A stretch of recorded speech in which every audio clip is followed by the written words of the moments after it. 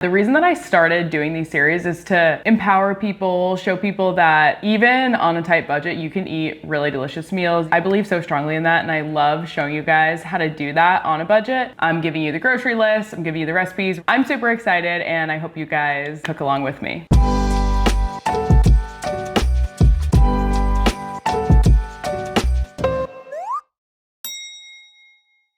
Welcome to my first YouTube video. Oh my gosh, I've been waiting to start YouTube for so long, and I honestly couldn't think of a better time to start it than with one of my grocery series. If you're watching this, you probably originally found me or followed me for this series where I take a certain amount of money grocery haul, and then I show you how to make that into 5 different meals for the week that each serve 4 people. So I'm doing another one of my series this week. I know you guys love them. I try to do them as much as I can, and I'm super excited to be able to share them in a short form and a long form format for you guys so that we can cook together. You can make your grocery list along with me, and just so I can give a little bit more detailed instructions, substitutions, all those questions that you guys usually have. So I'm just gonna get right into things. I have my grocery list already made. It's a good one. The recipes, they're all really unique and different. There's some plant-based, there's some not plant-based. I'm gonna give options for both, so don't worry about that. And everything is gluten-free and dairy-free per usual. I'm gonna head over to Trader Joe's to get all my groceries. I'm gonna come back, I'm gonna talk through everything that I got, and we're probably gonna do a little bit of prep just to get ready for the week. All right, let's go. All right, I'm in the Trader Joe's parking lot. I have a list of, I think it's about 20 items, hoping to stick to $55 to $60 for this one. I went to Trader Joe's a couple days ago and like checked the prices for everything, so I think I got it. So I'm headed in, and then I'll meet you back at my apartment when I have the groceries.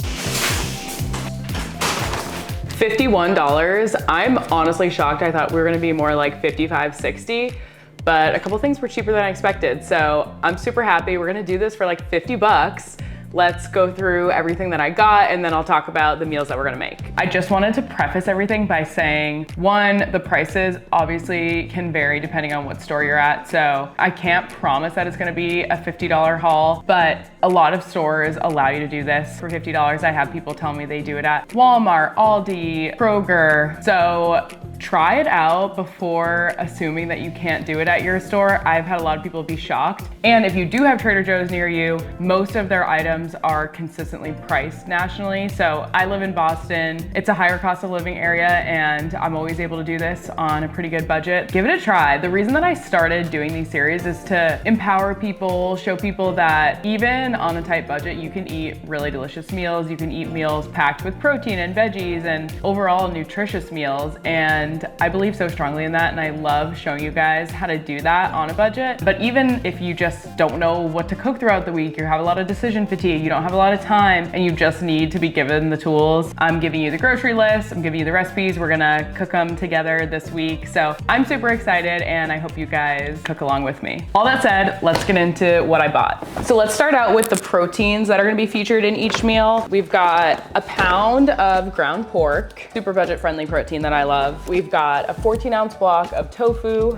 I get the firm tofu, a pound of chicken breasts, and we've got a pound of ground chicken, 15-ounce can of chickpeas, and to pair with the chickpeas, we're also gonna do some mushrooms. This is basically the basis of all the meals, and now I'm gonna show you guys all the produce that's gonna supplement it and some of the pantry goods. So for produce, we've got cilantro, we've got an English cucumber, we've got some green onion, a head of cabbage, 2 limes, you could also use lime juice, a jalapeno pepper, we've got a large yellow onion, 1 red bell pepper, garlic bulb, and some fresh basil. That's all of the produce that we're gonna use, and then finally we have some pantry items. So these are things that you probably see me use over and over again in these series, and the reason is because it helps to keep the budget, fluff up the meals a little bit, and just like support the produce and the protein that we got. So we've got some white rice, basmati rice. We've got 32 ounces of chicken broth. You could also do veggie broth. Since I'm keeping this gluten-free, I did brown rice penne pasta, which is about $2.50. If you wanna make it even cheaper and you're not gluten-free, you can get a bag of regular pasta. I think rigatoni or penne would be best for this one, whatever works for you. We've got some corn tortillas. There are 12 in this pack. We've got an 8-ounce jar of sun-dried tomatoes in oil. This is probably one of the more expensive items outside of the proteins, but we're gonna use it in 2 different ways to make it stretch as far as we can. One of my faves, you guys know I'm obsessed with coconut milk. So we've got a 13.5-ounce can of coconut milk. I get the full fat kind. You're welcome to get the low fat kind. It's just a little bit less creamy in the recipes. And the low fat kind is a little bit cheaper. So again, another way to even cut that down a little bit more. And then last thing, we've got 6 ounces of tomato paste, $1 for this can. So super budget friendly. Altogether, this is 24 items at the grocery store for $50. So that's an average of $2 per item. I would say that's pretty good. You are honestly gonna be shocked if you've never followed one of these series before by how we can make all of this stuff stretch. Now I'm gonna tell you what the 5 meals for the week will be. And as a reminder, each meal will serve 4 people. So this little diagram here is a little sneak peek of how my brain works when I'm making this series. These are the 5 meals that we're gonna be making. Tomato basil, chicken meatballs, and creamy tomato rice. We're gonna be using the ground chicken. We're obviously gonna be using the rice, tomato paste. We're gonna use part of the sun-dried tomatoes. We're gonna use some of that basil in the chicken meatballs. We're gonna use some of the can of coconut milk to make that rice creamy, as well as some of the chicken broth. So we're using partial amounts of a lot of things on this list. So pay attention to the amounts that are used in each one as we go through it this week. And then the next recipe is gonna be roasted chickpea and mushroom tacos, and it's gonna have a jalapeno cilantro sauce on it. We're gonna be using the chickpeas and the mushrooms, of course. We're gonna be using the corn tortillas, half of the jalapeno pepper, cabbage, lime, and the cilantro, of course. We're also gonna use a little bit of the coconut milk in this one, but still not finishing the can yet. We're gonna make that can of coconut milk stretch. We're also gonna be making sweet and spicy pork bowls. That's gonna be using the ground pork. We're gonna use that red bell pepper, cabbage, some of the pantry staples. We're gonna use rice, some of the cilantro and the green onion. And then we're gonna be making 1 pot creamy sun-dried tomato pasta with chicken. You can leave the chicken off of this one if you wanted to. Again, it would make the list even cheaper, but it's gonna be a 1 pot pasta. It's gonna have sun-dried tomatoes. It's gonna have basil. We're gonna use some of the chicken broth, and we're gonna be finishing off that can of coconut milk. We're gonna have some chicken on top for protein. And then the last meal that we're gonna make are spicy tofu bowls, and that's gonna have a cucumber salad and rice with it as well. So we're using that rice. We're gonna be using the English cucumber. We're gonna be using the cilantro and green onion again to make this really delicious, simple cucumber salad. We're gonna use that block of tofu and make a nice little spicy sauce to toss it in after it's roasted. Those are all the meals. That's how we utilize this grocery list to make it as cost effective as possible. By the end, my goal is that you have little to none ingredients left over from the list. So now let's talk about pantry staples. I always include a list of just basics that you typically would find in your pantry to supplement all these recipes. That's gonna be like your oils and spices and vinegars and things like that. The pantry staples that we're gonna use for this week are first olive oil. You could also use avocado oil, whatever you like. And then we're also gonna be using sesame oil. I'm using toasted sesame oil. Use what you have, but if you're buying some, I recommend toasted.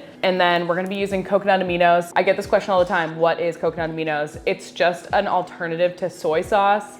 Most soy sauce is not gluten-free. Coconut aminos is gluten-free, so that's why I use it.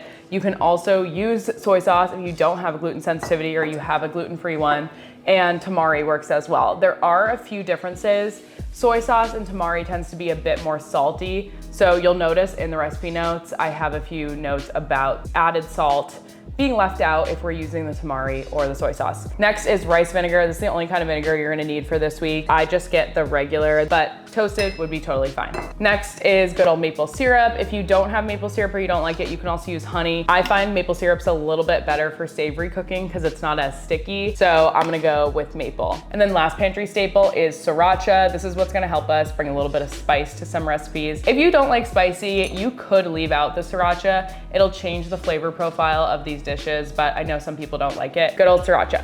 And then spices. We're gonna keep the spices pretty simple for this week. Salt and pepper, garlic and ginger, oregano, chili powder, cumin, red pepper flakes. And if you wanna leave out the red pepper flakes because you don't like spice, that's totally fine. And then the last thing that I wanna talk about as it relates to getting all your groceries is substitutions. I really try my best to make these recipes very adaptable so that it can suit your needs. I try to do a mix of plant-based and animal protein. So I'm gonna give some options for substitutions now. If there's anything that I miss, feel free to leave me a comment and I'll get back to you. But these are kind of like the most common ones that I get asked. So I'm gonna start with plant-based substitutions because that's the most common one I get asked. Already 2 of the recipes are fully plant-based on their own. That's the tacos and then the tofu bowls. For the other recipes, for the sun-dried tomato pasta, just leave off the chicken. It's still gonna be a delicious dish. I've actually made this dish without chicken before and it's really good. So that's an easy one. Just use no chicken in the recipe.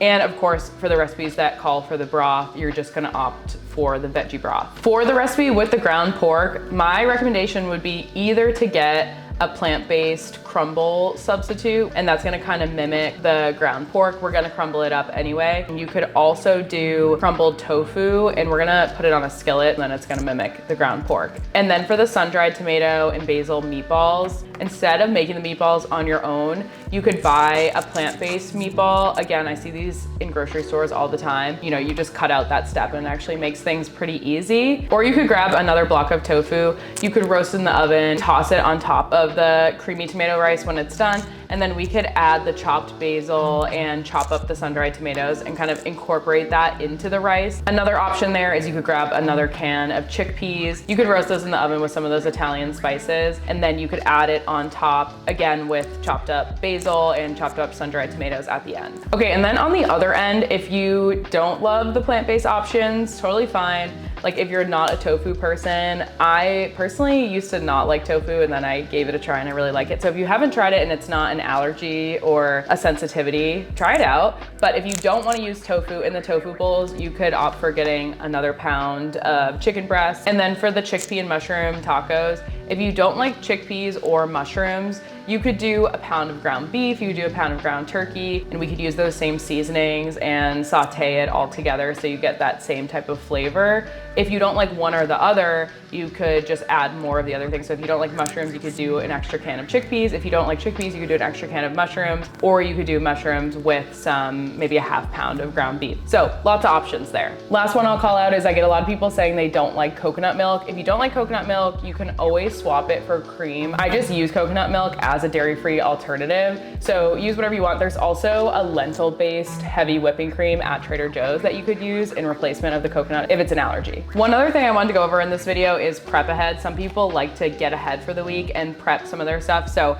I'm gonna tell you what can be prepped this week. Not a lot of stuff really needs to be chopped, which is nice, but there are a few things. So first, the head of cabbage. For all the recipes that we use the cabbage, it's just gonna be thinly sliced, basically just like what you see in coleslaw. So if you wanna prep ahead, just slice it into those very thin slices and then keep it in an airtight container or a big stasher bag, whatever you use, something that's gonna keep it sealed in. Another thing you can prep ahead is thin slices of the red bell pepper. So again, you're gonna want it to be very, very thin. Slice the entire thing. We'll use the whole pepper, not waste any of it.